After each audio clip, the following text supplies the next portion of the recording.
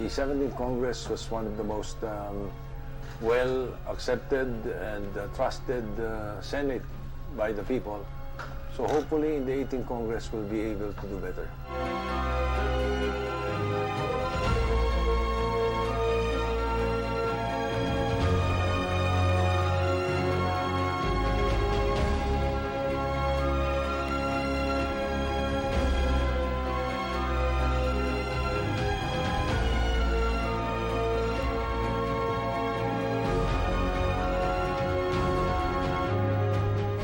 We expect more healthy debates, and we expect that there will be better legislation or necessary legislation that will be passed. Welcome to the 18th Congress.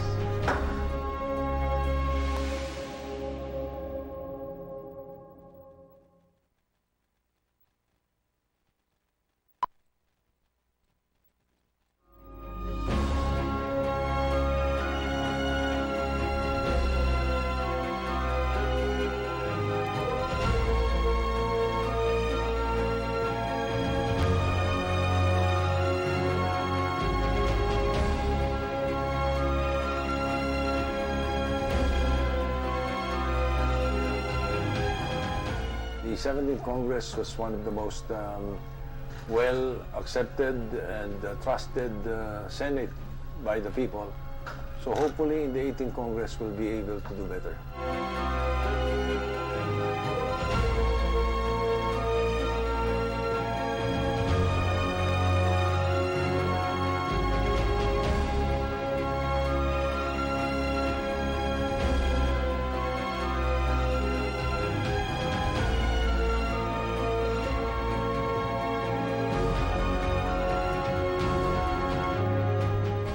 We expect more healthy debates, and we expect that there will be better legislation or necessary legislation that will be passed. Welcome to the 18th Congress.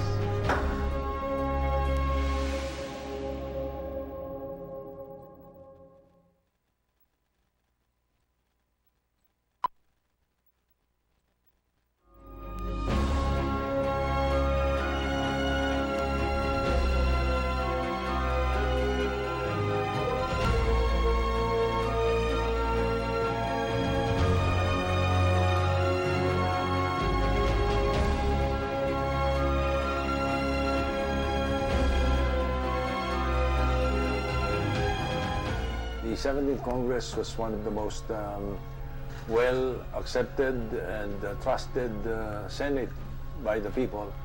So hopefully in the 18th Congress we'll be able to do better.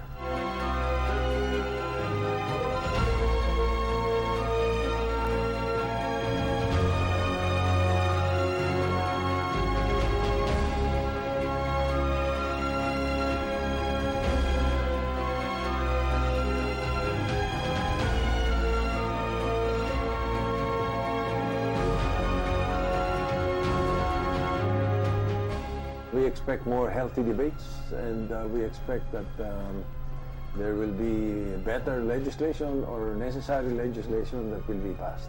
Welcome to the 18th Congress.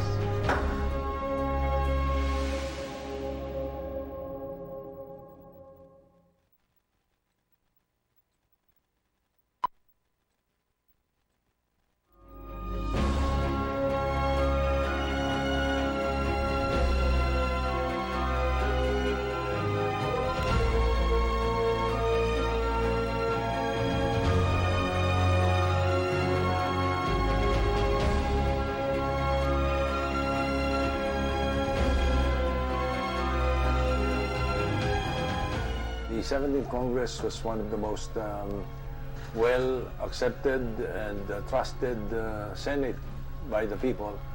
So hopefully in the 18th Congress we'll be able to do better.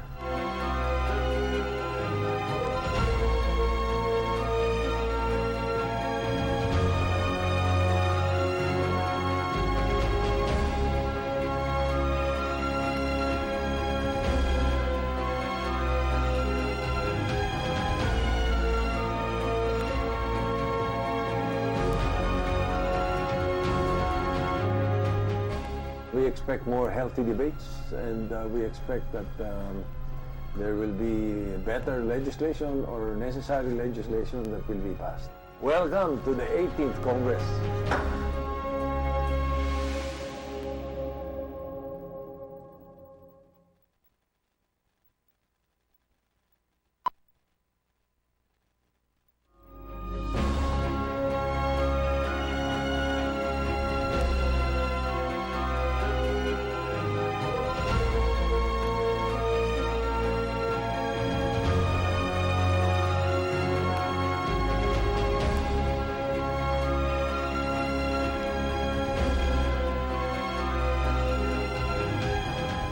The 17th Congress was one of the most well-accepted and trusted Senate by the people.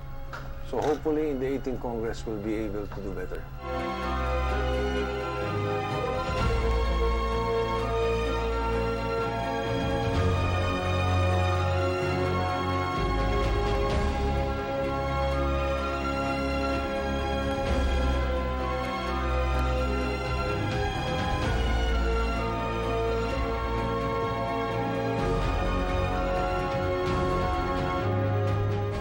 We expect more healthy debates, and we expect that there will be better legislation or necessary legislation that will be passed. Welcome to the 18th Congress.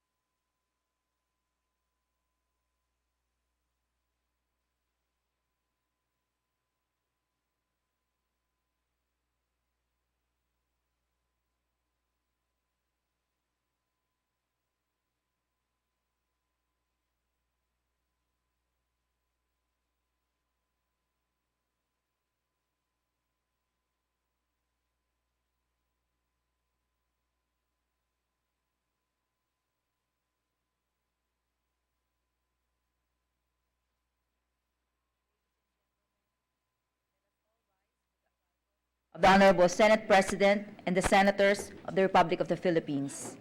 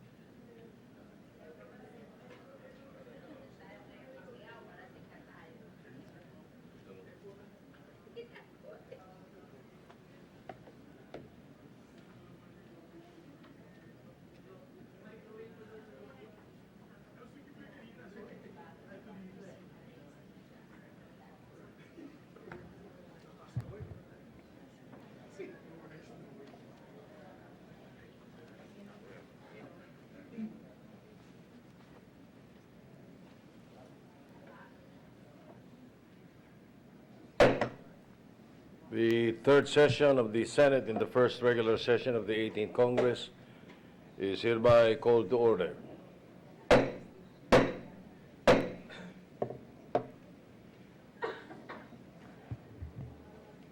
Senator Pia Cayetano will lead the chamber in prayer.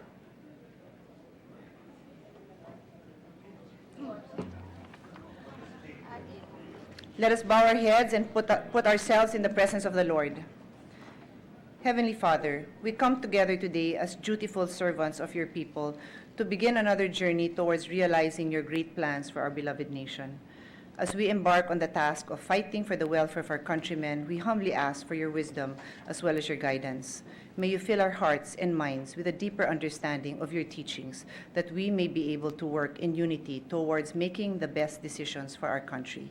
We draw inspirations from your holy word when you said in James 1:5, "If any of you lack wisdom, you should ask God, who gives generously to all without finding fault, and it will be given to you."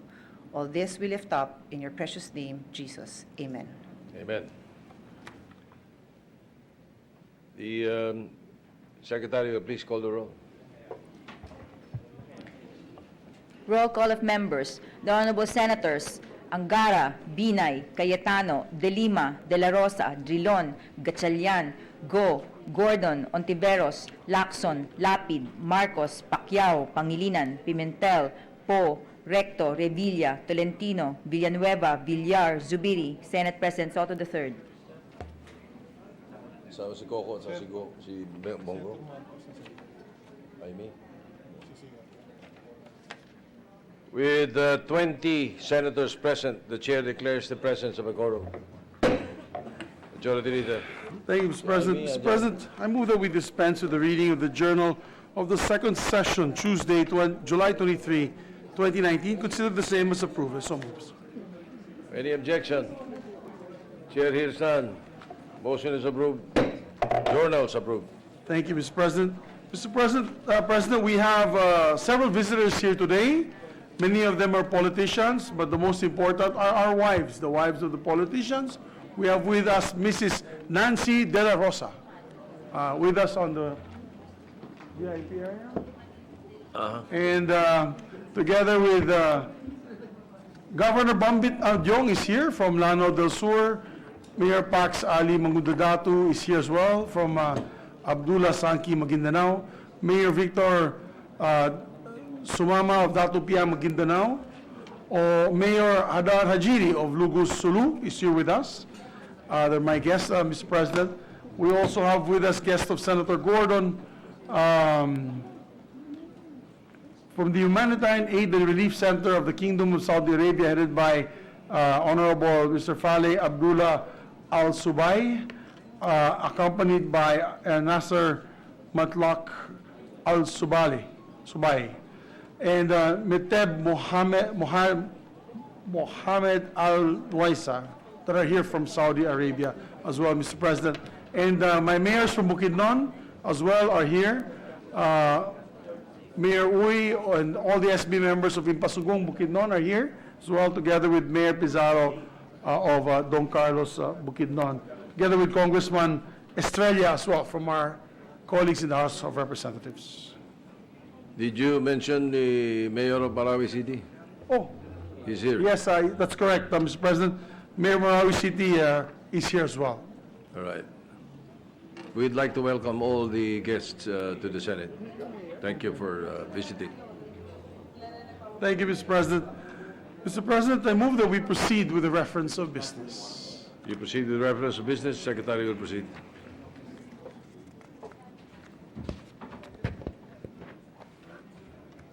Reference of business, bills on first reading. Senate number 10101 entitled An Act Strengthening the Barangay Unit Through Support for Barangay Officials and Barangay Volunteer Workers, amending Republic Act number 7160, providing funds therefore and for other purposes, introduced by Senator Zubiri. Referred to the Committees on Local Government, Health and Demography, and Finance. Senate number 102 entitled An Act Mandating the Appointment of Barangay Health Workers in Every Barangay, amending for the purpose Republic Act number 7160, otherwise known as the Local Government Code, further expanding the benefits of barangay officials and for other purposes, introduced by Senator Zubiri. Referred to the Committees on Health and Local Government. Senate number 103 entitled An Act to Promote Rural Health by providing for an accelerated program for the construction of a potable water supply system in every barangay in the country within 3 years, introduced by Senator Zubiri. Referred to the Committees on Health and Demography, Local Government, and Finance. Senate number 104 entitled An Act Providing for Additional Support and Compensation for Educators in Basic Education, introduced by Senator Zubiri. Referred to the Committees on Education, Civil Service, and Finance. Senate number 105 entitled An Act Institutionalizing the Poverty Reduction Through Social Entrepreneurship Present Program and Promoting Social Enterprises with the Poor as Primary Stakeholders, introduced by Senator Zubiri. To the Committees on Trade, Social Justice, and Finance. Senate number 106 entitled An Act Restoring and Rehabilitating the Existing Lines of the Philippine National Railways, extending further the southern line to Matnog, Sorsogon, and establishing the railway extension line from Calamba City to Batangas City, amending for the purpose Republic Act number 4156 entitled An Act Creating the Philippine National Railways, prescribing its powers, functions, and duties, and providing for the necessary funds for its operation, as amended by RA number 6366, appropriating funds therefore and for other purposes, introduced by Senator Zubiri. To the Committees on Government Corporations, Public Services, and Finance. Senate Number 107, entitled Philippine Immigration Act, introduced by Senator Zubiri. Referred to the Committees on Justice, Civil Service, and Finance. Senate Number 108, entitled An Act Reorganizing the National Council on Disability Affairs into the National Commission on Disability Affairs, defining its powers and functions, appropriating funds therefore and for other purposes, introduced by Senator Zubiri. To the Committees on Social Justice, Civil Service, and Finance. Senate Number 109, entitled An Act Requiring the Registration of Subscriber Identity Module SIM cards in mobile phones, introduced by Senator Zubiri. To the Committees on Public Services, Trade, and Commerce. Senate Number 110, entitled An Act Redefining the Coverage and Extending the Mandatory Credit Allocation to Micro, Small, and Medium Enterprises, amending for the purpose certain provisions of Republic Act Number 6977 as amended, otherwise known as the Magna Carta for Small Enterprises, and for other purposes, introduced by Senator Zubiri. Referred to the Committees on Trade and Economic Affairs. Senate Number 111, entitled An Act Amending Republic Act Number 9262, defining electronic violence against women, or EVOW, providing protective measures and prescribing penalties therefore and for other purposes, introduced by Senator Binay. To the Committees on Women and Science and Technology. Senate Number 112, entitled An Act Providing for the Regularization of Punong Barangay, Sangguniang Barangay Members, Sangguniang Kabataan Chairman, Barangay Secretary, and Barangay Treasurer, introduced by Senator Binay. Referred to the Committees on Local Government, Civil Service, and Civil Service. Senate Number 113, entitled An Act Establishing a Safety Internet Education Program in the Curriculum of All Elementary and Secondary Schools, introduced by Senator Binay. To the Committees on Education and Finance. Senate Number 114, entitled An Act Regulating the Use of Plastic Bags and for Other Purposes, introduced by Senator Binay. Referred to the Committees on Environment and Trade. Senate Number 115, entitled An Act Increasing the Monthly Minimum Wage of Public School Teachers to 28,000 pesos and non-teaching personnel to 16,000 pesos, introduced by Senator Binay. To the Committees on Civil Service, Education, and Finance. Senate Number 116, entitled An Act Allowing Women to Revert to their maiden surname, establishing a procedure for reversion and appropriating funds therefore, introduced by Senator Binay. To the Committees on Women, Justice, and Finance.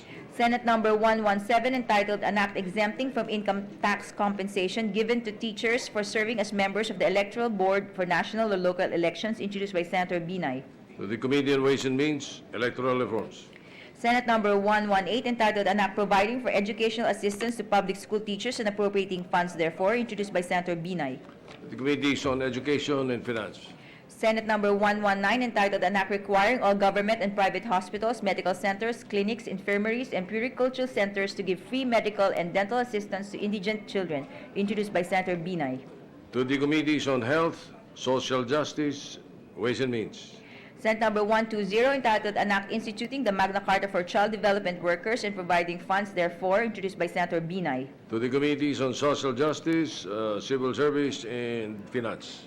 Senate Number 121, entitled An Act Implementing the People's Right to Information and the Constitutional Policies of Full Public Disclosure and Honesty in the Public Service and for Other Purposes, introduced by Senator Poe. To the Committees on Public Information, Mass Media, Civil Service, and Finance. Senate Number 112, entitled An Act Providing a Framework for the Right to Adequate Food, introduced by Senator Poe.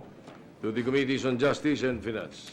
Senate Number 123, entitled An Act Rationalizing the Economic Regulation of Water Utilities, Creating the Water Regulatory Commission and Other Purposes, introduced by Senator Poe. To the Committees on Public Services, Civil Service, and Finance. Senate Number 124, entitled An Act Reorganizing and Strengthening the Disaster Risk Reduction and Management System of the Philippines, establishing for the purpose the Department of Disaster Resilience and Emergency Management, empowering the regional field offices, establishing coordinating mechanisms, strengthening community participation, appropriating funds therefore and for other purposes, introduced by Senator Poe. To the Committees on Defense and Security, Civil Service, and Finance. Senate Number 125, entitled An Act to Establish a National Transport Safety Board, prescribing its powers and functions, appropriating funds therefore and for other purposes, introduced by Senator Poe. To the Committees on Public Services, Civil Service, and Finance. Senate Number 126, An Act Providing for Universal Social Pension for Senior Citizens, further amending for the purpose RA Number 7432 as amended by RA Number 9994, otherwise known as the Expanded Senior Citizens Act of 2010, introduced by Senator Poe. To the Committees on Social Justice and Finance. Senate Number 127, titled An Act Encouraging Youth Sector Participation in the Agricultural Sector, establishing for the purpose a Tulong Kabataan sa Agrikultura Program and a Tulong Kabataan sa Agrikultura Trust Fund, appropriating funds therefore and for other purposes, introduced by Senator Poe. Referred to the Committees on Agriculture and Food, Education and Finance. Senate Number 128, entitled An Act Allowing and Regulating the Use of Motorcycles as Public Utility Vehicles, amending for this purpose Republic Act Number 4136, otherwise known as the Land Transportation and Traffic Code, and for other purposes, introduced by Senator Poe. To the Committee on Public Services. Senate Number 129, entitled An Act Incorporating the Value of Responsible, Fair, and Truthful Usage and Enjoyment of Social Media in Schools and Universities, and for other purposes, introduced by Senator Poe. Referred to the Committees on Education and Public Information Mass Media. Senate Number 130, entitled An Act Providing for Magna Carta for Tricycle Drivers and Operators, institutionalizing mechanisms for its implementation and for other purposes, introduced by Senator Poe. To the Committees on Public Services, Local Government and Finance. Senate Number 131, entitled An Act Upgrading the Minimum Salary Grade Level of Teachers from Salary Grade Level 11 to 19, introduced by Senator Angara. To the Committees on Civil Service, Education and Finance.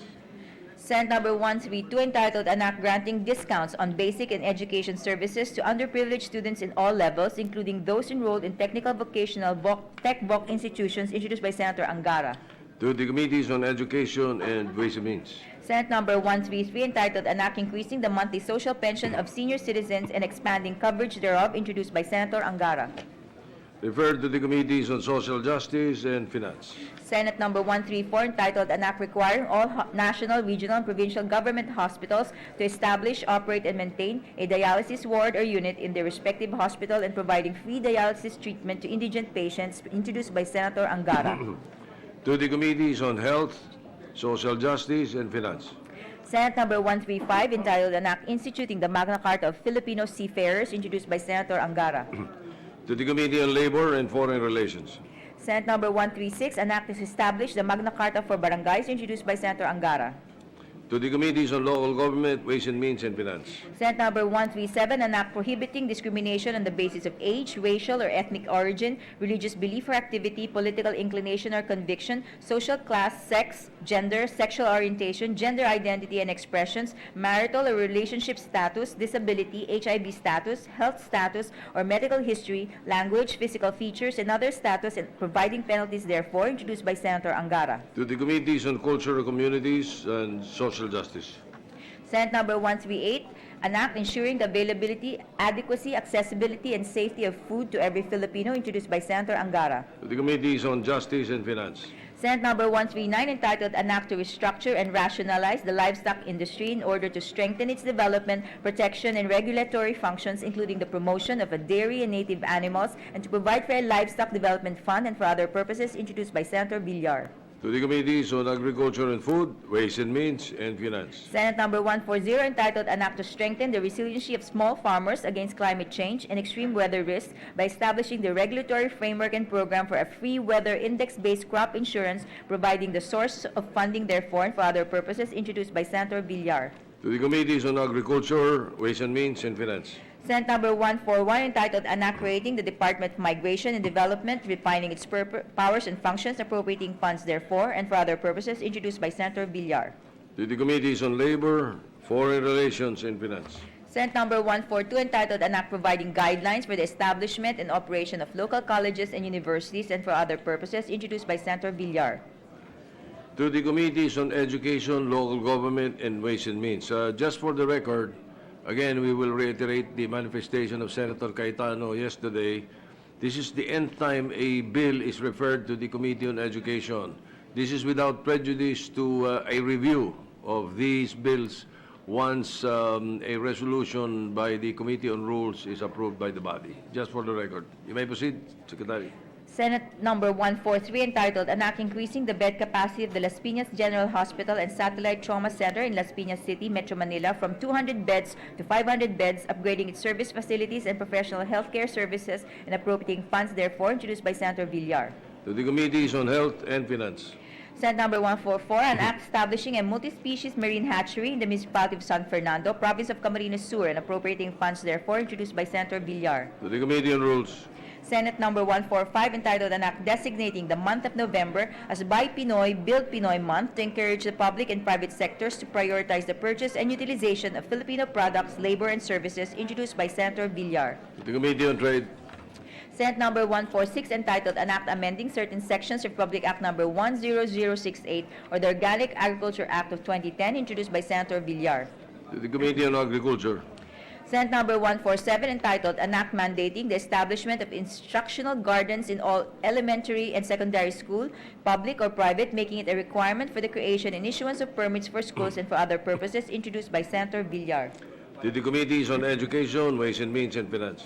Senate Number 148, an act providing for the preservation, afforestation, and sustainable development of mangrove forests in the Philippines, providing penalties therefore and for other purposes, introduced by Senator Villar. To the Committees on Environment and Finance. Senate Number 149, entitled An Act Establishing Special Health Facilities for Overseas Filipino Workers, OFWs, and their dependents, to be known as Bagong Bayaning Filipino Hospital, appropriating funds therefore and for other purposes, introduced by Senator Villanueva. To the Committees on Health, Labor, Ways and Means, and Finance. Senate Number 150, entitled An Act Providing Free Insurance for Covered Applicants of Overseas Employment Certificates, appropriating funds therefore and for other purposes, introduced by Senator Villanueva. To the Committees on Labor, Foreign Relations, and Finance. Resolutions. PS Resolution Number 8, entitled A Resolution Directing the Appropriate Senate Committee in Aid of Legislation to inquire into the implementation of Republic Act Number 11058, otherwise known as an Act Strengthening Compliance with Occupational Safety and Health Standards and providing penalties for violations thereof, and Dole Labor Advisory Number 4, Series of 2016, introduced by Senator Lapid. To the Committee on Labor, Employment, and Human Resources Development. PS Resolution Number 9, entitled Resolution Directing the Appropriate Senate Committee to conduct an inquiry in aid of legislation into the implementation of Republic Act Number 9999, otherwise known as the Free Legal Assistance Act of 2010, with the end in view of ensuring that free legal aid was extended to the intended beneficiaries, introduced by Senator Lapid. To the Committees on Justice and Ways and Means. PS Resolution Number 10, entitled Resolution Directing the Appropriate Senate Committees to conduct an inventory and an inquiry in aid of legislation, the Philippine government's policies and projects on fisheries and marine resource conservation, maritime transport, shipbuilding and repair, seafarers' rights and welfare, marine tourism, and other matters relating to the country's maritime and ocean affairs, with the end goal of formulating a comprehensive national policy and the strategic and sustainable development of the country's blue economy, introduced by Senator Angara. To the Committees on Economic Affairs and Environment. PS Resolution Number 11, titled Resolution Urging the Senate Committees on Women, Children and Family Relations and Gender Equality and Public Order and Dangerous Drugs to conduct a joint investigation in aid of legislation in the killing of Kathleen Maika Ulpina and other minor individuals, introduced by Senator Ontiveros. To the Committees on Public Order and Women. PS Resolution Number 12, entitled Resolution Expressing the Full Support of the Philippine Senate in the Proposed Prohibition of Fisheries Subsidies in the World Trade Organization, introduced by Senator Tolentino. To the Committee on Rules. PS Resolution Number 13, entitled Resolution Directing the Senate Committee on Sports to inquire on the status of the preparations of the Philippine Sports Commission, Philippine Olympic Committee, and the Philippine Sea Games Organizing Committee for the 2019 Southeast Asian Games, introduced by Senator Tolentino. To the Committee on Sports. PS Resolution Number 14, Resolution Expressing the Sense of the Senate, encouraging the Department of Interior and Local Government to incorporate the concept of smart cities in the planning and development of local government units, introduced by Senator Tolentino. To the Committee on Rules.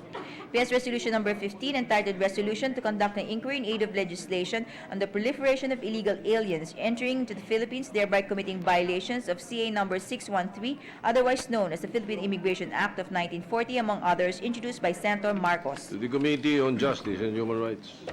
There is additional reference of business. Additional reference of business bills on first reading, Senate Number 151, entitled An Act Providing for Additional Benefits for All Teaching Personnel in State Universities and Colleges and State-Run Technical and Vocational Institutions, appropriating funds therefore and for other purposes, introduced by Senator Villanueva. To the Committees on Civil Service, Education, Ways and Means, and Finance. Senate Number 152, entitled An Act Providing for Additional Benefits for All Teaching and Non-Teaching Personnel in Public Basic Education Schools, appropriating funds therefore and for other purposes, introduced by Senator Villanueva. To the Committees on Civil Service, Education, and Finance. Senate Number 153, entitled An Act Allowing the Adoption of Alternative Work Arrangements, amending for the purpose Presidential Decree Number 442, otherwise known as the Labor Code of the Philippines, as amended, introduced by Senator Villanueva. To the Committee on Labor, Employment, Human Resources Development. Senate Number 154, entitled An Act Institutionalizing and Enhancing the Skills Certificate Equivalency Program of the Civil Service Commission and the Technical Education and Skills Development Authority, TESDA, and for other purposes, introduced by Senator Villanueva. To the Committees on Civil Service and Labor. Senate Number 155, an act providing protection for freelancers, providing penalties therefore, and for other purposes, introduced by Senator Villanueva. To the Committee on Labor. Senate Number 156, an act requiring the implementation by brand owners of management plans that provide refund values for certain beverage containers, introduced by Senator Villanueva. To the Committees on Environment, Trade, and Finance. Senate Number 157, an act institutionalizing sports varsity teams in elementary and secondary schools and for other purposes, introduced by Senator Villanueva. To the Committees on Education, Sports, and Finance. Senate Number 158, entitled An Act Strengthening Access to Credit of Micro, Small, and Medium Enterprises, amending for the purpose Republic Act Number 6977 as amended, otherwise known as the Magna Carta for Micro, Small, and Medium Enterprises and for other purposes, introduced by Senator Villanueva. Referred to the Committees on Trade and Economic Affairs. Senate Number 159, entitled An Act Prohibiting Discrimination on the Basis of Sexual Orientation and Gender Identity or Expression, SOGI, and providing penalties therefore, introduced by Senator Ontiveros. To the Committee on Women. Senate Number 160, entitled An Act Granting Universal Social Pension to All Senior Citizens aged 65 years old and above, amending for this purpose Republic Act Number 7432 as amended, introduced by Senator Ontiveros. To the Committees on Social Justice and Finance. Senate Number 161, entitled An Act Providing for a National Policy in Preventing Teenage Pregnancies, Institutionalizing Social Protection for Teenage Parents, and Providing Funds therefore, introduced by Senator Ontiveros. To the Committees on Women, Social Justice, and Finance. Senate Number 162, entitled An Act Protecting Children by Prohibiting and Declaring Child Marriage as Illegal and Imposing Penalties thereof, introduced by Senator Ontiveros. To the Committees on Women and Social Justice. Senate Number 163, an act strengthening Republic Act Number 8353, otherwise known as the Anti-Rape Act of 1997, by raising the age of sexual consent to 18 years old and for other purposes, introduced by Senator Ontiveros. To the Committees on Women and Justice. Senate Number 164, entitled An Act Amending Republic Act 8972, otherwise known as the Act Providing for Benefits and Privileges to Solo Parents and Their Children, appropriating funds therefore and for other purposes, introduced by Senator Ontiveros. To the Committees on Women, Social Justice, Ways and Means, and Finance. Senate Number 165, entitled An Act Strengthening the Community Health Worker Education and Training Program, increasing compensation and other benefits for barangay health workers, appropriating funds therefore and for other purposes, introduced by Senator Ontiveros. To the Committees on Health, Local Government, and Finance. Senate Number 166, an act increasing the penalties for the detention of patients and cadavers in hospitals, medical clinics, or any other similar facilities on grounds of non-payment of hospital bills or medical expenses, amending for the purpose Republic Act 9439, entitled An Act Prohibiting the Detention of Patients in Hospitals and Medical Clinics on grounds of non-payment of hospital bills or medical expenses, introduced by Senator Ontiveros. To the Committees on Health, Social Justice, and Finance. Senate Number 167, an act establishing an on-site, in-city, or near-city resettlement program for informal settler families, and in connection therewith mandating that local government units provide livelihood assistance and other basic services, amending for the purpose Republic Act Number 7279 as amended, otherwise known as the Urban Development and Housing Act of 1992, introduced by Senator Ontiveros. To the Committees on Urban Planning, Housing, and Local Government. Senate Number 168, an act creating a Department of Ocean, Fisheries, and Aquatic Resources, providing for its powers and functions, appropriating funds therefore and for other purposes, introduced by Senator Ontiveros. To the Committees on Agriculture, Civil Service, and Finance. Senate Number 169, an act institutionalizing the National Economic Development Authority as the independent economic and planning agency of the Philippine government, defining its functions and amending Executive Order Number 230 Series of 1987 as amended, appropriating funds therefore and for other purposes, introduced by Senator Gatchalian. To the Committees on Economic Affairs, Civil Service, and Finance. Senate Number 170, an act promoting consumer protection and fostering competition in the telecommunications industry by mandating the unlocking of mobile wireless devices, introduced by Senator Gatchalian. To the Committee on Trade. Senate Number 171, entitled An Act Instituting Inclusive Education and Establishing Learning Resource Centers for Children and Youth with Special Needs in Public School Divisions, Providing for Standards and Guidelines and Appropriating Funds Therefore, introduced by Senator Gatchalian. To the Committees on Education, Women, and Finance. Senate Number 172, an act establishing the Philippine Energy Research and Policy Institute, defining its objectives, powers, and functions, providing funds therefore and for other purposes, introduced by Senator Gatchalian. To the Committees on Energy, Science and Technology, Ways and Means, and Finance. Senate Number 173, an act providing for a national policy and framework for energy advocacy, introduced by Senator Gatchalian. To the Committees on Energy, Civil Service, and Finance. Senate Number 174, an act providing the national energy policy and regulatory framework for the use of electric vehicles and the establishment of electric charging station, introduced by Senator Gatchalian. To the Committees on Energy, Public Services, and Ways and Means. Senate Number 175, an act promoting the use of microgrid systems for the total electrification of unserved and underserved areas, introduced by Senator Gatchalian. To the Committee on Energy. Senate Number 176, an act requiring the registration of all users of prepaid subscriber identity module SIM cards, introduced by Senator Gatchalian. To the Committee on Public Services and Trade. Senate Number 177, entitled An Act Mandating the Institutionalization, Development, Training, Organization, and Administration of Basic Reserve Officers Training Corps, ROTC, in grades 11 and 12 in public and private educational institutions, further amending Republic Act Number 7077, otherwise known as the Citizen Armed Force or Armed Force of the Philippines Reservist Act, as amended by Republic Act Number 9163, otherwise known as the National Service Training Program, and appropriating funds therefore, introduced by Senator Gatchalian. To the Committees on Education, Defense, and Finance. Senate Number 178, entitled An Act Increasing the Salary Grade of Teacher 1 to Teacher 3 and appropriating funds therefore, introduced by Senator Gatchalian. To the Committees on Civil Service and Education and Finance. Senate Number 179, an act to promote and protect the rights of human rights defenders, introduced by Senator De Lima. To the Committees on Justice and Finance. Senate Number 180, an act institutionalizing prison reforms and restorative justice in the Philippine correctional system and for other purposes, introduced by Senator De Lima. To the Committees on Justice, Ways and Means, and Finance.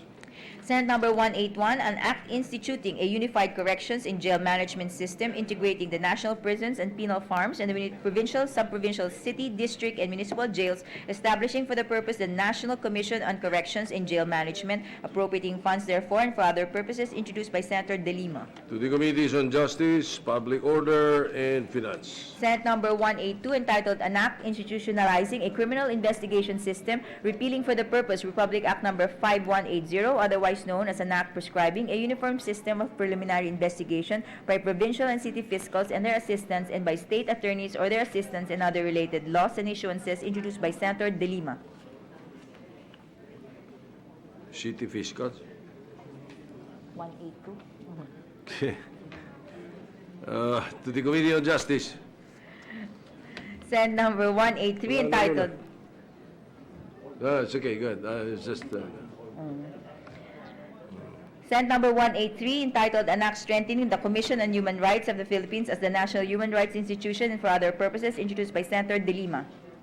To the Committees on Justice and Finance. Senate Number 184, entitled An Act Instituting the Magna Carta for Child Daycare Workers and providing funds therefore, introduced by Senator De Lima. To the Committees on Social Justice, Civil Service, and Finance. Senate Number 185, an act instituting a Magna Carta for Barangay Health Workers, repealing Public Act Number 7883, otherwise known as the Barangay Health Workers Benefits and Incentives Act of 1995, providing funds therefore and for other purposes, introduced by Senator De Lima. To the Committees on Health, Local Government, and Finance. Senate Number 186, an act providing for a comprehensive law on statement of assets, liabilities, and network and providing penalties for violations thereof, introduced by Senator De Lima. To the Committee on Civil Service. Senate Number 187, an act punishing extraordinary heinous crimes with the penalty of qualified reclusion perpetua, thereby amending Public Act Number 9046, otherwise known as an act prohibiting the imposition of death penalty in the Philippines and for other purposes, introduced by Senator De Lima. To the Committee on Justice. Senate Number 188, an act creating the National Commission on Disability Affairs, defining its powers and functions and responsibilities and appropriating funds therefore and for other purposes, introduced by Senator De Lima. To the Committees on Social Justice, Civil Service, and Finance. Senate Number 189, an act imposing death penalty and increased penalties on certain heinous crimes which involves manufacturing and trafficking of dangerous drugs, amending for the purpose other special laws and for other purposes, introduced by Senator Pacquiao. To the Committees on Justice and Constitutional Amendments. Senate Number 190, entitled An Act Authorizing Public-Private Partnership for the People, P4, appropriating funds therefore, and for other purposes, introduced by Senator Pacquiao. To the Committees on Public Works, Ways and Means, and Finance. Senate Number 191, an act mandating the institutionalization, development, training, organization, administration of Basic Reserve Officers Training Corps, ROTC, in grades 11 and 12 in public and private education institutions, further amending Republic Act Number 7077, otherwise known as the Citizen Armed Force or Armed Forces of the Philippines Reservist Act, as amended by Republic Act Number 9163, otherwise known as the National Service Training Program, and appropriating funds therefore, introduced by Senator Pacquiao. To the Committees on Education, Defense, and Finance. Senate Number 192, an act creating the Department of Sports, defining its powers and functions, appropriating funds therefore, and for other purposes, introduced by Senator Pacquiao.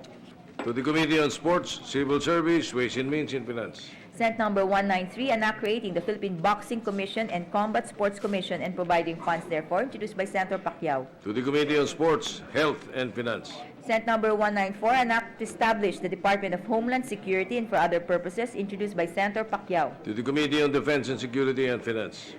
Senate Number 195, an act creating the Department of Water Resources, defining its powers and functions, appropriating funds therefore, and for other purposes, introduced by Senator Pacquiao. To the Committee on Public Services, Civil Service, and Finance. Senate Number 196, an act mandating all food service establishments to provide free, safe, and clean potable service water for their customers, introduced by Senator Pacquiao. To the Committee on Trade.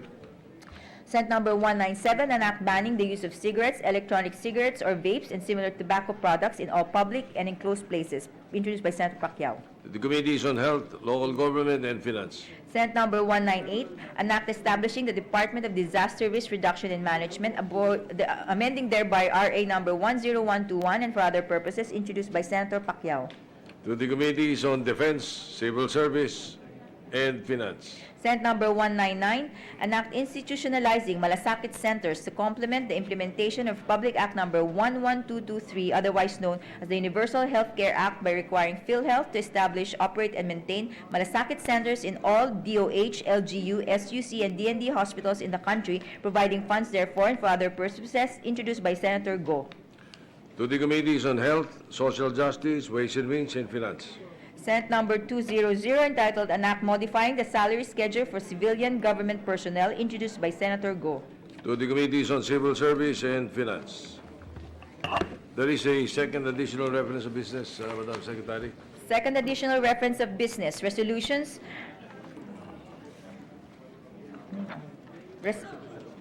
Resolution of both houses number 1, entitled A Resolution of both houses of Congress proposing amendments to certain restrictive economic provisions in the 1987 Constitution of the Republic of the Philippines, specifically on Articles 12, 14, and 16 thereof, introduced by Senator Gatchalian.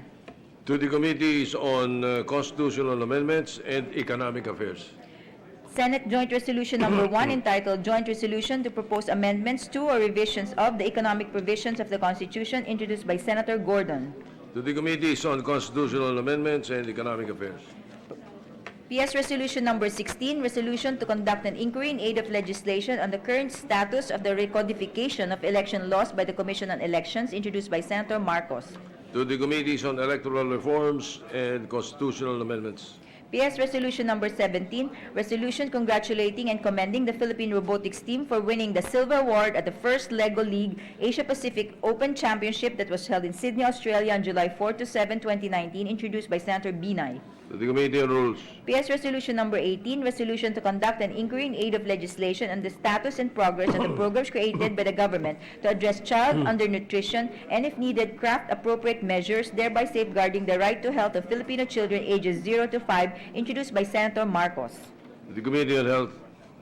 PS Resolution Number 19, Resolution to conduct an inquiry in aid of legislation into the accrued total amount, administration, and proper disbursements of the Agricultural Guarantee Fund pool as provided in RA Number 1000, otherwise known as the Agri-Agro Reform Credit Act of 2009, introduced by Senator Marcos. To the Committee on Agriculture. PS Resolution Number 23, Resolution honoring the service and contributions of the late Major General Jose V. Balahaja Jr., AFP retired Sergeant-at-Arms, Senate of the Philippines, introduced by Senator Gordon. To the Committee on Rules. PS Resolution Number 24, Resolution amending Section 1322, Rule 10 of the Rules of the Senate, introduced by Senators Gatchalian and Villanueva. To the Committee on Rules. Majority Leader. Thank you, Mr. President. Mr. President, we have with us the second round of committee chairmanships. With the permission of the body, we'll start electing these chairpersons. Mr. President, I move to nominate the Chair of the Committee on Youth, Senator Sonny Angara, Mr. President. Any objection? Hearing none, Senator Angara is elected Chairman of the Committee on Youth. He's our campus crush, according to the... So, tama-tama, he's the Chair of the Committee on Youth. According to Tutsi. According to Tutsi. Okay. Mr. President, I nominate to head the Committee on Climate Change, Senator Nancy Binay. Any objection? Hearing none, Senator Nancy Binay is elected Chairman of the Committee on Climate Change. Mr. President, I move to nominate to the Committee on Peace, Unification, and Reconciliation as Chairperson, Senator Bato de la Rosa. Any objection? Hearing none, Senator De La Rosa is hereby elected Chairman of the Committee on Peace. Mr. President, I move to nominate as the Chair of the Committee on Science and Technology, Senator Sherwin Gatchalian. Any objection? Hearing none, Senator Sherwin Gatchalian is hereby elected Chairman of the Committee on Science and Technology. Mr. President, I move to nominate to head the Committee on Sports for Chairperson, Senator Bong Go. Any objection? Chair is none. Senator Bongo is elected Chairman of the Committee on Sports. Mr. President, I move to nominate as Chair of the Committee on Justice and Human Rights, Senator Richard Dick Gordon. Any objection? Hearing none, Senator Gordon is elected Chairman of the Committee on Justice. Mr. President, I move to nominate as Chair of the Committee on Accounts, Senator Panfilo Ping Lacson. Any objection? Hearing none, Senator Lacson is elected Chairman of the Committee on Accounts. Mr. President, I move to nominate to chair the Committee on Electoral Reforms and People's Participation, Senator Amy Marcos. Any objection? Hearing none, Senator Marcos is elected Chairman of the Committee on Electoral Reforms. Mr. President, I move to nominate as Chair of the Committee on Ethics and Privileges, Senator Emmanuel Manny Pacquiao. Any objection? Hearing none, Senator Manny Pacquiao is elected Chairman of the Committee on Ethics. I move to nominate to head the Committee on Trade, Commerce, and Entrepreneurship, Senator Aquilino Coco Pimentel III. Any objection? Hearing none, Senator Coco Pimentel is elected Chairman of the Committee on Trade. Mr. President, I move to nominate as Chair of the Committee on Banks, Financial Institutions, and Currencies, Senator Grace Poe. Any objection? Hearing none, Senator Poe is elected Chairman of the Committee on Banks. Mr. President, I move to nominate to chair the Committee on Civil Service, Government Regularization, and Professional Regulation, Senator Bong Revilla. Any objection? Hearing none, Senator Bong Revilla is elected Chairman of the Committee on Civil Service. I move to nominate as well, Mr. President, to head the Committee on Urban Planning, Housing, and Resettlement, Senator Francis Tolentino. Any objection? Hearing none, Senator Tolentino is hereby elected Chairman of the Committee on Urban Planning and Housing. Mr. President, I move to nominate to chair the Committee on Agrarian Reform, Senator Cynthia Villar. Any objection? Chair is none. Senator Villar is elected Chairman of the Committee on Agrarian Reform. Yes, Mr. President. All right. And we nominate as well, I move to nominate as well, to chair the Committee on Environment and Natural Resources, Senator Cynthia Villar. Any objection? Hearing none, Senator Cynthia Villar is elected Chairman of the Committee on Environment. And to head the Committee on Cooperatives, Mr. President, I move to nominate myself, Senator Zubiri, Mr. President. Any objection? Hearing none, the Majority Leader is elected Chairman of the Committee on Cooperatives.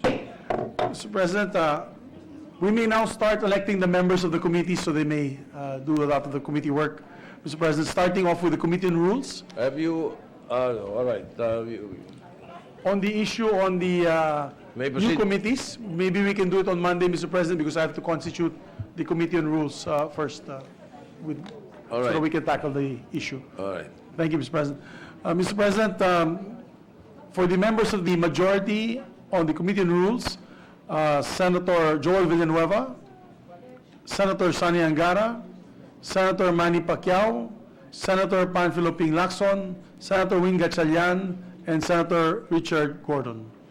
On the part of the minority, Senator Risa Ontiveros and Senator Francis Kiko Pangilinan. Any objection? Hearing none, the enumerated members are hereby elected members of the Committee on Rules.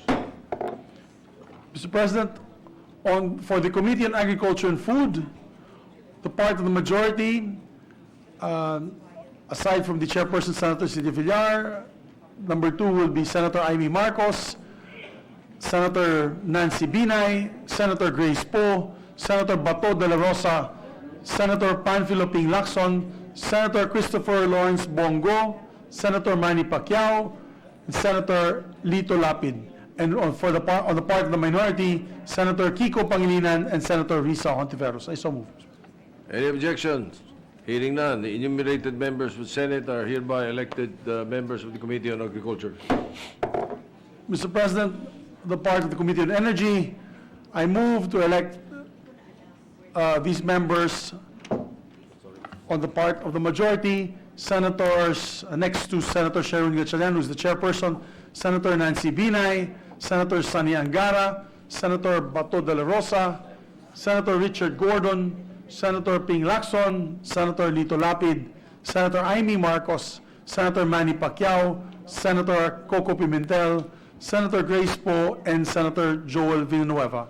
On the part of the minority, Senator Laila de Lima, Senator Risa Ontiveros, and Senator Kiko Pangilinan. So moved.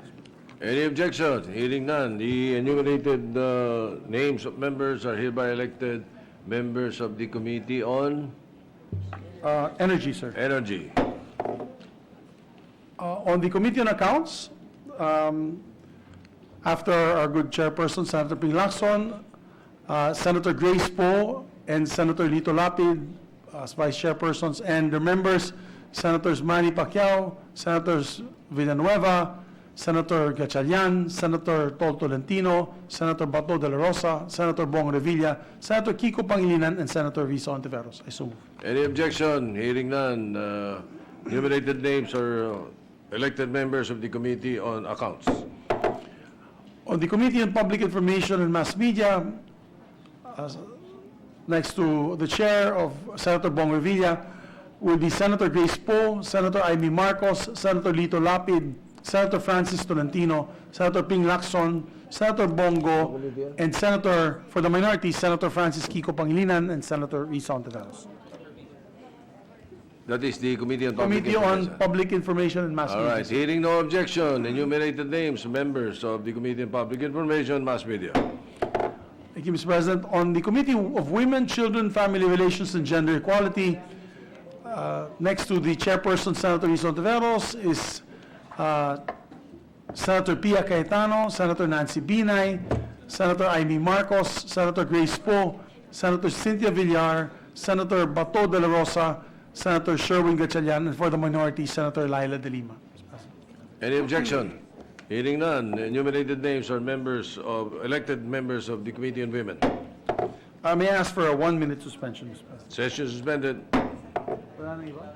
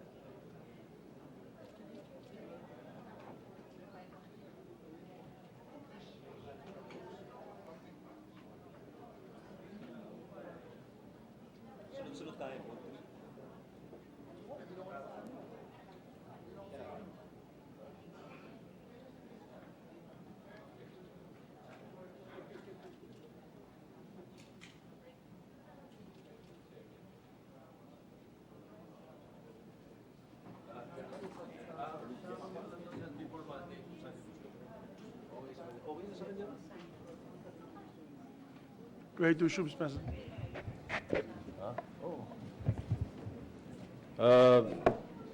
Session is resumed. Majority Leader.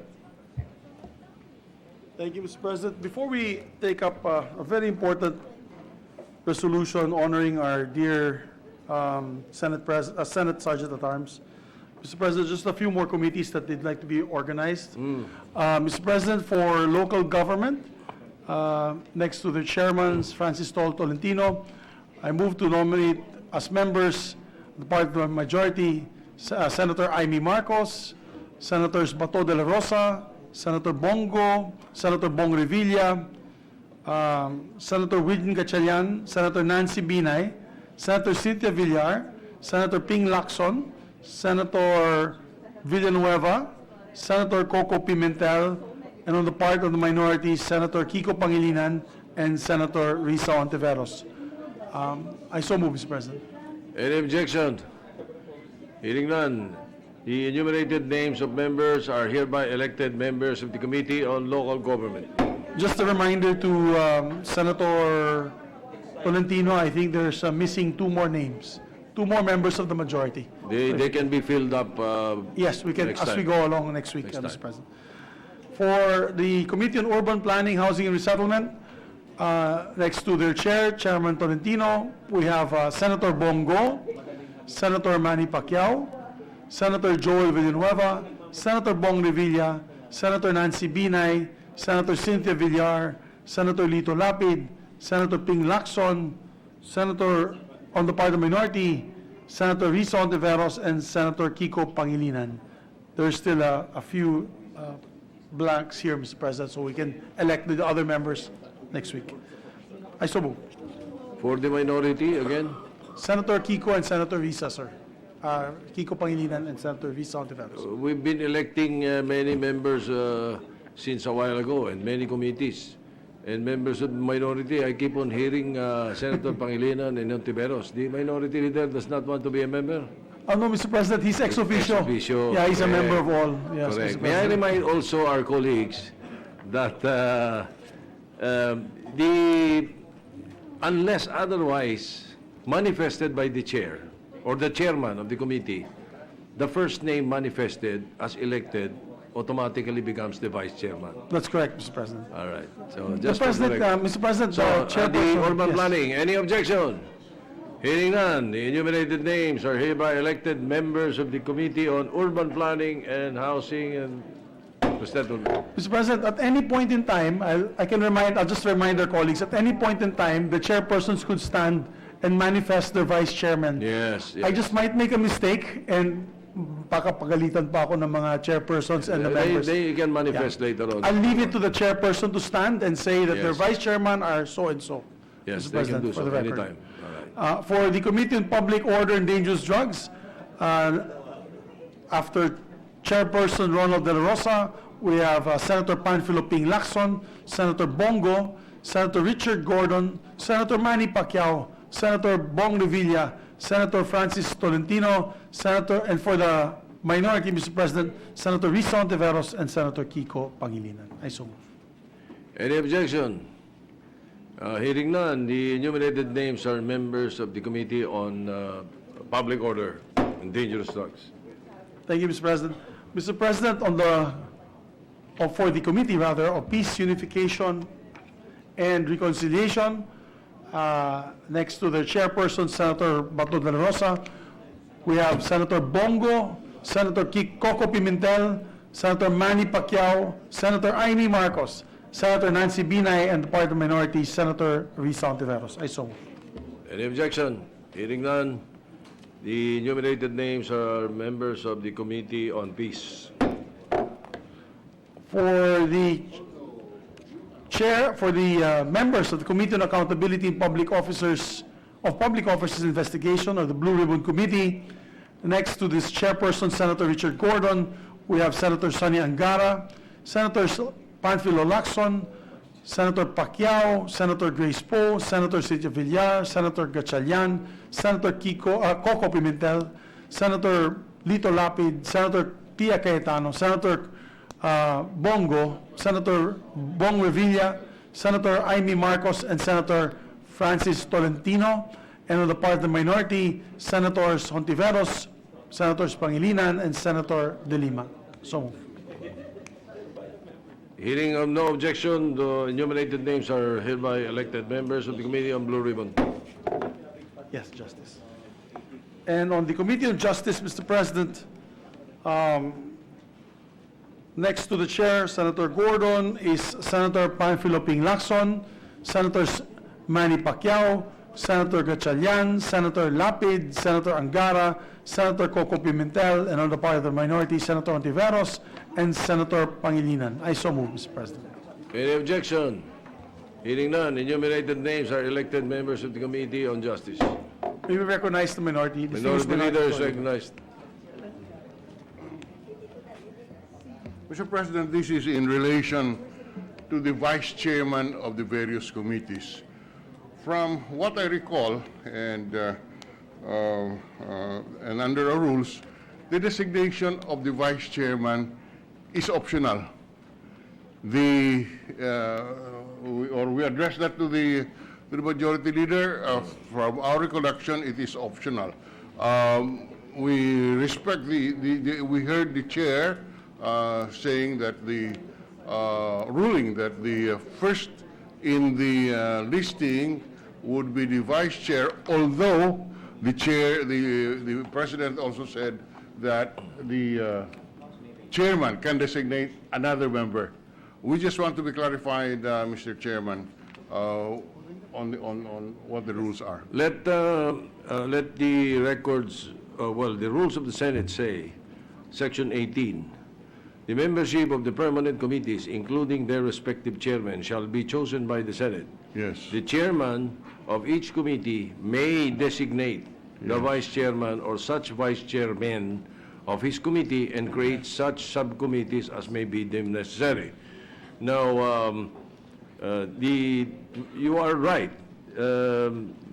The chair may not designate, Yes. because it is may, Yes. but he may designate, Yes. Yes. Sir. and the number is unlimited. But Yes. then again, it was the practice before that the first name mentioned in memberships of the committee usually is the vice chairman unless manifested by the chairman himself. That's correct, Mr. President. All right. So the chairman can manifest that that he or she is designating Yes. another senator, Yes. or the chairman can say, we don't need a vice chairman in our committee, and therefore we have no vice chair. That's correct, Is Mr. that President. correct, sir? That's correct, Yes, Mr. President. that's Thank possible. you very much, sir. Both possible. Thank you. Unlike the House of Representatives, Mr. President, where in their rules, it is listed the number of vice chairmanships per So committee. there is a Sa House, meron limit. po. There is a limit. Meron po. Coming from the House, I clearly recall particular committees with a large number of members, they have, let's say, 4 or 5 vice chairmanships, smaller committees of 1 or 2. So it is actually listed in the rules. in the Unlike rules. here, it's silent on the number. Yes, the limit, it's unlimited. That's correct, Mr. President. And you may also not elect a vice chairman. Yes, Mr. All President, right. under our Okay, rules. you may proceed. Mr. President, with the permission of the body, I move to consider proposed Senate Resolution number 23. And I so move, Mr. President. Any objection? Hearing none, consideration of the measure is in order. May I request the Secretary to read the title of the measure? Secretary will read the title of the resolution without prejudice to inserting into the records the text of the said resolution. Resolution honoring the service and contributions of the late Major General Jose V. Balahaja Jr., AFP retired, Sergeant at Arms, Senate of the Philippines.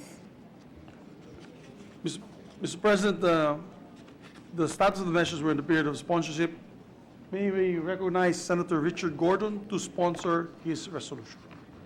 Senator Richard Gordon is recognized. Thank you very much, Mr. President. I'm happy and privileged, although sad, at the same time, to sponsor this resolution to honor and to urge the Senate to honor our former Sergeant at Arms, the late Bajao, as we used to call him, Jose Villa Ruz Balahaja, Jr., Major General, retired. Major General Balahaja was born on the 23rd November 1943 at Baguio. At the time of his demise, he was 75 years old. Mr. President, General Balahaja attended St. Louis College as an electrical engineering student. And when he reached second year, Wanderlust stepped in and he went out and decided to become a reserve pilot, Mr. President. He, in 1962, he formally started his military pilot training at the Philippine Air Force Flying School at Fernando Air Base, Lipa City. During his stay at the Philippine Air Force Flying School from 1962 to 1972, he also had the following training: Air Crew, FAM course for F-86. He must have seen the movie The Hunters, with Robert Wagner and Robert Mitchum flew in an exciting movie. And at that time, the Philippine Air Force had the most modern plane called the F-86 Saberjet, Mr. President. He then went on to jet qualification training. I can see that some of our colleagues have never heard of Robert Mitchum, Mr. President. That is their loss. Senator De Leon, Their eternal loss, Mr. President. Yes, Your Honor, I would like to commiserate with them. They have missed a lot. Then he went to the advanced combat training, F-86, and of course went on to combat crew training, and at the same time aircraft maintenance officer course. In 1969, while at the flying school, he also went to Basa Air Base College. Mr. President, General Balahaja was somebody who obviously wanted to pursue a career, and he left school. He left his electrical engineering course to join the Air Force. But he never lost sight of the fact that he had to be educated to move ahead. And so he went to school, Mr. President, and went to take a BS Aviation and AB English at Basa Air Base College in Pampanga, probably while he was stationed there. And in 1978, this is one of his major errors, Mr. President, he also completed a master's degree in business administration from the LaSalle School of Business, Mr. President. But nonetheless, it's a great school, and I'm happy that the example here is that General Balahaja was somebody who was filled with ambition, and he wanted to go to some of the best schools, including LaSalle, Mr. President. I was just being privileged, Mr. President. In 1994, he then again studied the civil aviation from the Civil Aviation Training Center. So he was always in pursuit of improving his stock. How many of us are aware that he rose from the ranks as a second lieutenant in 1964 reserve and became a major general on 28 September 1998? That's a very, very big feat, Mr. President, for a reservist to go all the way to major general and to fly the latest planes of our country, Mr. President. At that time, we had an Air Force, a real Air Force that to be reckoned with. In fact, I don't know if he was one of those who went to Congo, when our F-86 squadrons were sent to the Congo on peacekeeping forces. That was a time, golden age of our Air Force, when they could all go to another country and be utilized for peacekeeping duty. He became a squadron commander of the 6th Tactical Fighter Squadron of the Philippine Air Force from 1976 to 1978. In 1977, he was team leader of the highly esteemed, and I repeat, Blue Diamonds, Again, that's a sorry miss for all the young people here. That is again the golden age of our Air Force because, Mr. President, our Air Force was then non-parel. The Blue Diamonds could go anywhere and wow everybody. In fact, during the annual air shows, I would go there and watch our F-86 jets and later on our F-5s perform very, very serious aerobatic drills. And he was a team leader in the Blue Diamond Philippine Air Force Aerobatic Group. Who would imagine that this man who was very quiet, very dignified, very friendly would really be one of those who would fly a high-performance jet plane for our country? Boy, I mean, he's got one over all of us. He became an executive officer of the Clark Air Base Command. But before that, in 1994, he was deputy commander of the Armed Forces of the Philippines Southern Command in Zamboanga, a premier position that many of our officers would like to be. Then he became an executive officer of the Clark Air Base Command when Clark Air Base was still under the U.S. Air Force. I correct that, Mr. President. We were never under the U.S. Air Force. We hosted the U.S. Air Force in the Philippine base at Clark Field. In 1991, he became the officer in charge of rescue and relief operations at Clark Air Base during the Mount Pinatubo eruption. He's a man of my heart, always a humanitarian, always trying to help other people, especially during this very, very severe crisis in 1991. But even before that, I might have bumped into him because his brother is the chairman of the Philippine Red Cross in Baguio chapter, who was a former fiscal, a very, very honorable one at that. I might have bumped into him when I went up to Baguio during the early operations at Luwakan Airport, Mr. President, during the big Baguio earthquake, Mr. President. So he was in the middle of two disasters in our country. Many of us honor our military for fighting for our country, but we forget that they're also the ones that are in charge of disasters all the time.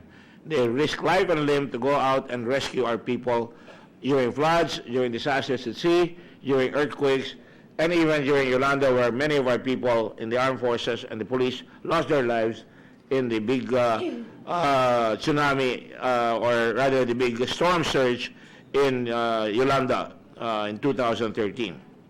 From 1995 to 1998, I'm going backward, I should have gone forward, he became the wing commander of the 600 Air Base Wing in Clark and commander of Air Reserve Command. And from 1998-1999, he became the Deputy Chief of Staff for Reservist and Retiree Affairs.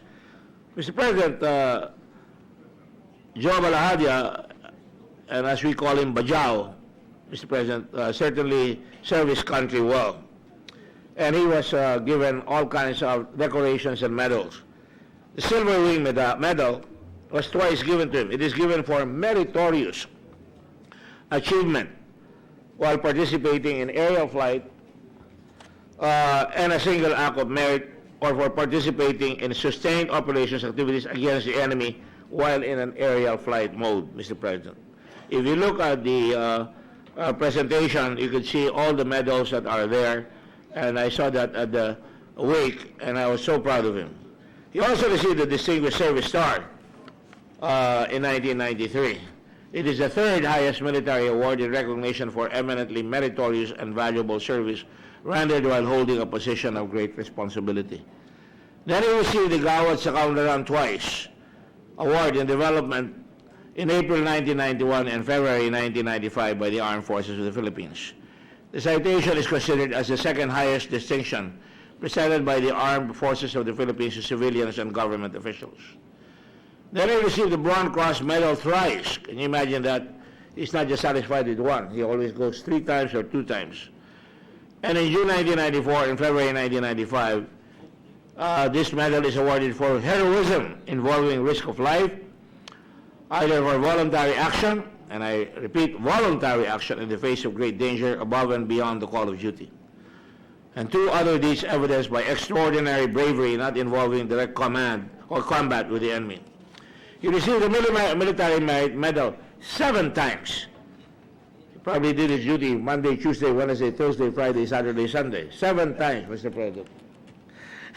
I see our good friend Senator Bato laughing, but I think he's trying to say that he can get it 9 times, meaning to say he'll go Saturday, and Sunday. He also received, Mr. President, the Military Commendation Medal twice. MCM is presented for exemplary execution of military duty. He received the Military Civic Action Medal 4 times from 73 to 1993, awarded for meritorious achievement in the conduct of humanitarian civic actions in direct support of military operations. He was a noble warrior who was schooled in combat, having destructive capacity in his airplane, but he was first and foremost a humanitarian. That's why I really like him, Mr. President. We had good conversations while he was here. Kahusayan Award in 14 August 1970. He was still a young man. Visual Defense Award in 1986. Award of February 1986 Revolution. Ribbon bestowed upon all officers and enlisted personnel of the AP and PNP in recognition of their professionalism and dedication to duty, as well as their contribution to the preservation of democracy and peace. Award of the Combat Badge, Kagitingan, awarded by the Commanding General, Philippine Air Force, or Philippine Army, to Philippine Army officers and enlisted personnel who have commanded combat and combat support units for at least 1 cumulative year. All other PA military personnel who have rendered at least 1 cumulative year of combat duty regardless of their assignment, including those engaged in combat service support operations. Mr. President, those are just the awards, and you can see on the screen how many he has achieved. He was a professional par excellence in the military. But that doesn't end his career. Again, he joined, and this is one of the great achievements of Senate President Drilon. Senate President Drilon appointed him here. He was a Cordilleran, Mr. President. And, the Cordillerans I've always considered as a great culture. The Ifugao, the Igorots, the Ibaloy, the Kalingas, they're all great folks. Nueva Vizcaya, all the way up to Abra. They have their own culture, very distinct. And I think Joe Balahaja represented all the things that are good about his ethnic background. A gentleman, man of his word, a very, very approachable individual, caring for his people at all times, caring for us, the senators, during the time that he was in the Senate. In the Senate, Mr. President, he served 5 Senate Presidents. Senate President Drilon, Villar, Enrile, Pimentel, and Soto. As Senate Secretary of Arms, he was instrumental in keeping discipline, security, and enforcing the law at the Senate. I don't think we ever had a problem with security here. And every time we had discussions with him, along with Senator Lacson and Senator Honasan, and we were assigned to talk about security, he listened. He was a great listener, Mr. President. And that's why he was a great leader. He listened to his people, to his colleagues, and to his friends, and certainly he was very, very effective. During his stint as Sergeant at Arms, I had the great pleasure and comfort of having him watching my back, especially in the Blue Ribbon Committee, where we had very, very strong hearings involving criminals, Mr. President. And he made sure that he did his job along with his folks. We never mentioned our security or people in the security detail under the Sergeant of Arms office. We only see them here helping us as pages, Mr. President. Some of them are security all around us, but they do a great job, and I think it's also time to commend them. I don't think we'll ever take time to take a look at the security folks, and they are always very, very good, very, very ready to serve and to protect us in the Senate. Now, Mr. President, his service at the Senate Sergeant at Arms was very crucial during the very, very big trial, impeachment trial of former Chief Justice Renato Corona and the arrest of one of our colleagues, Leila de Lime. But he did so with equanimity and pride in his profession, and certainly with fairness. And I think that a lot of the press like him. He's a darling of the media because he's always available, but at the same time, he's always seen as performing his job extremely well, Mr. President. My gosh, Mr. President, the Blue Ribbon investigations all the way to General Santos. He would send security after me, especially in the Blue Ribbon, where we were investigating a very, very tough criminal organization that was stealing land, and they were very, very powerful and influential, and had people who could kill people. And let me just say this: he was instrumental in making sure that Al Argusino, Commissioner of BI, of Bureau of Immigration, and Michael Robles was jailed for contempt, Mr. President. And now they're in jail because their crime is one of punishable by capital offense, Mr. President. Then Nick Paldon was jailed at the Pasay here for a while, and he would always ask me, should I accept visitors for him? And I would say, what is your considered opinion? And he said, I can handle it, so go ahead. I had full trust and confidence in his capacity and his capability, and he would always deliver. And sometimes, Mr. President, we would have people who are in his responsibility. People would say, can I go to visit my family? And again, we would have discussions. He was very, very close, and I was very, very close to him. I consider it fortunate for me to be close to him, because every time he gave advice, it was sound advice. He would let people visit their families, of course, with the prior permission of the Senate President, and he would send them people and to accompany them, and we never had any problem with them as well. So the Senate is a Senate. Sometimes we enforce the rules, but we do so with a heart. And Bajao did it extremely well, Mr. President. In the case of Kenneth Dong, person involved in drugs, very wily guy. Mark Taguba, involved again with smuggling and drugs. Irene Tatad, TJ Masigana, Wally Sombero, another clever individual. He was the one who got them into in our jurisdiction, into our control. Marina Signapan was a very, very ornery witness who would keep changing his mind, but General Balaja was always very, very patient. Meg Santos was cited for contempt. Jimmy Guban was our state witness. He's still in incarceration, although part, I think, of the witness protection program. He's now with the NBI. Emilia Lakingan, again, cited for contempt. Mr. President, he did his job extremely well. I think no one here can have a complaint against him. He was kind.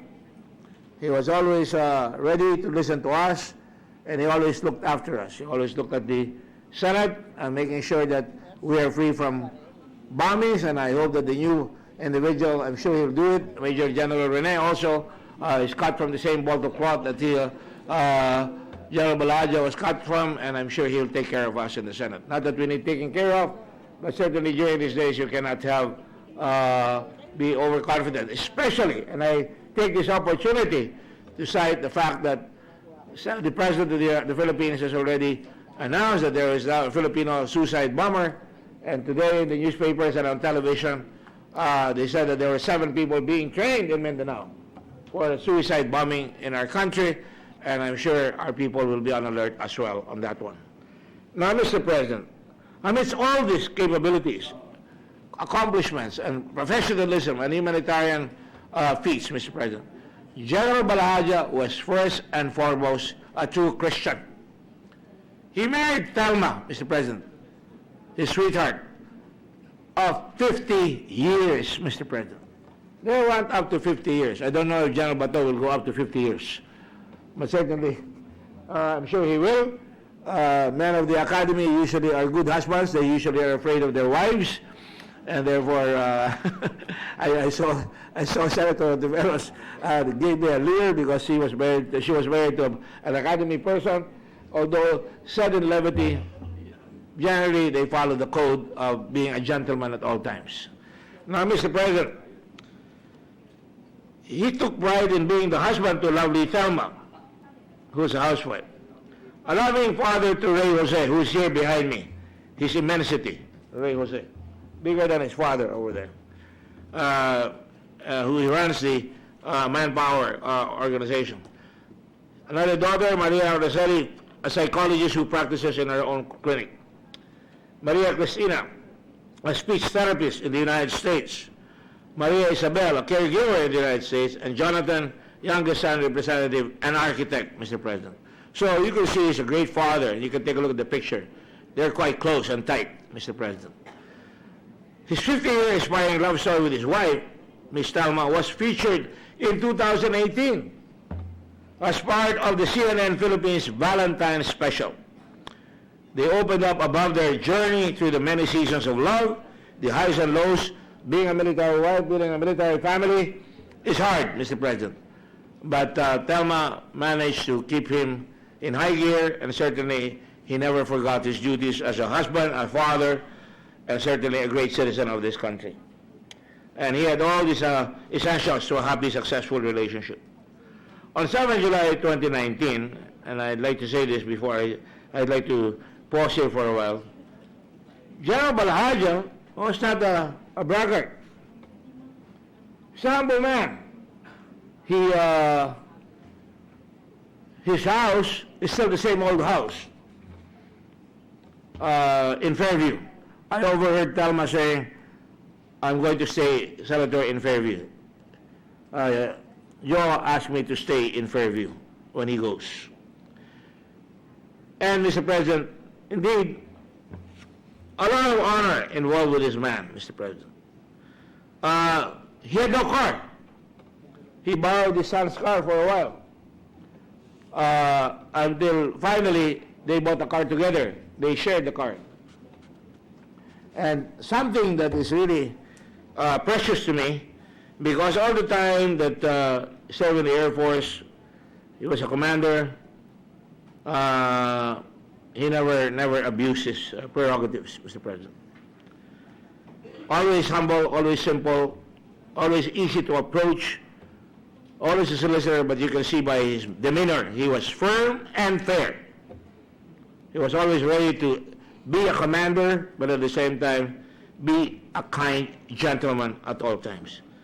All this in 38 years in the service of our country as a part of the uniformed personnel of our country, and as a member of the staff that gives support to all of us senators here, Senate of the Philippines. 17 years in the Senate.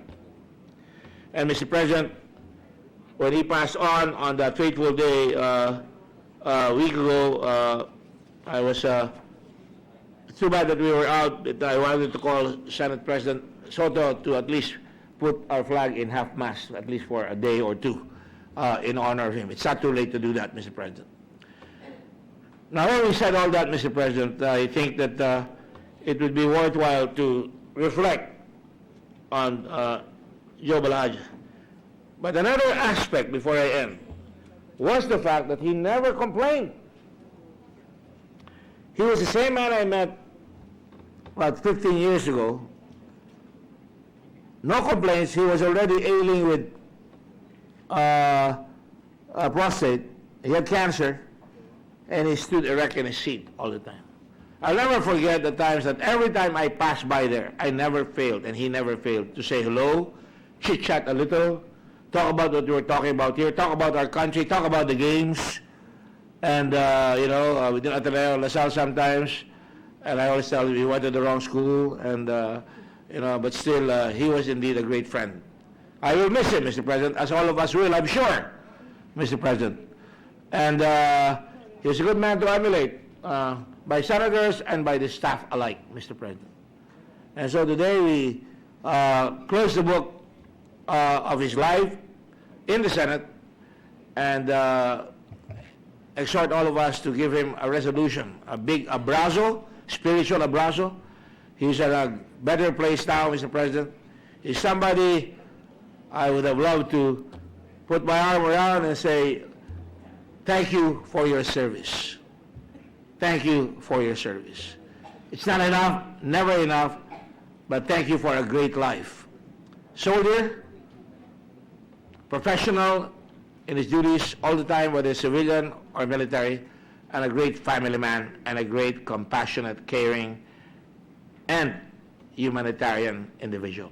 Thank you, Sergeant at Arms Jose Balhaja, Major General, Philippine Air Force, and their medals are never enough, even the speech is never enough. We will always remember you. Thank you very much. Majority Leader.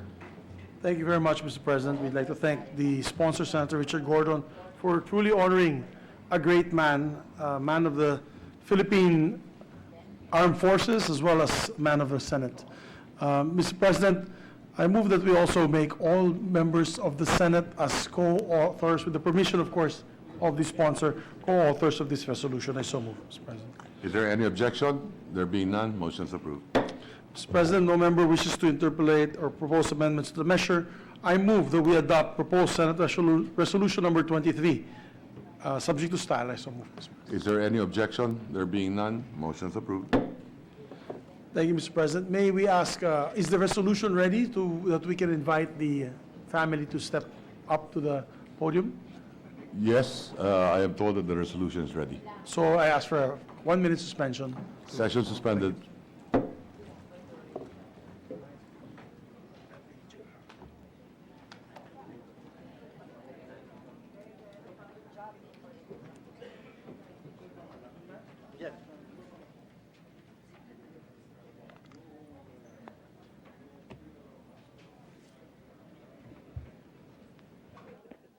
Whose funeral mass? Kanina?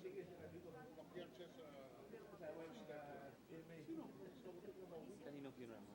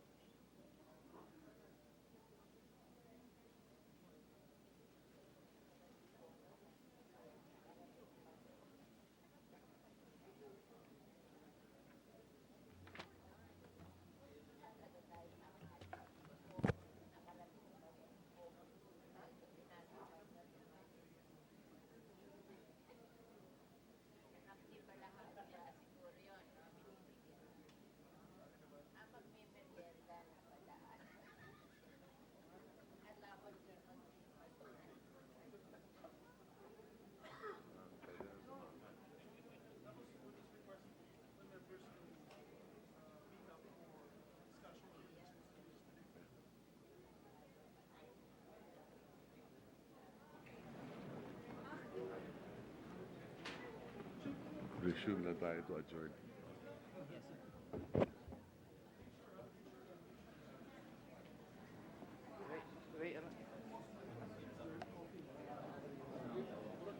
Yeah, that's right. That's right. What was that list?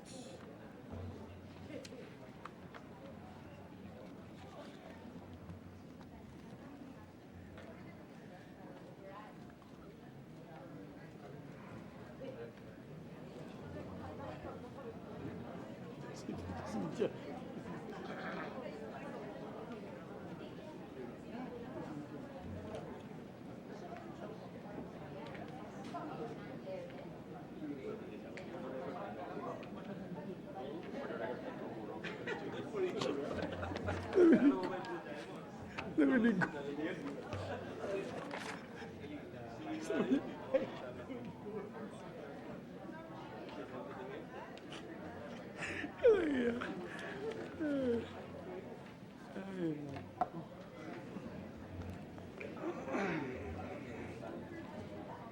Ready to resume, Mr. President. Session is resumed. Mr. President, we just have a bit of correction on the members of the minority manifested earlier. For the Committee on Justice, the members of the minority will be Senator Kiko Pangilinan and Senator Laila De Lima. Senator Laila De Lima sans Senator Risa Ontiveros. On the Committee on Public Order, Mr. President, it will be Senator Risa Ontiveros and Senator Laila De Lima. So these are the corrections. Mr. Thank you. Mr. President, we'd like to ask our colleagues who are still in the plenary to join us for a bit of coffee after we adjourn session so that we can discuss options on the legislative calendar so that we can present also to the House of Representatives our legislative calendar for the whole first session of the 18th Congress. So, Mr. President, with that, no other matters? There are no other matters. Mr. President, I move that we adjourn session until 3 o'clock in the afternoon of Monday, July 29, 2019. Have a happy weekend, Mr. President. Session is adjourned.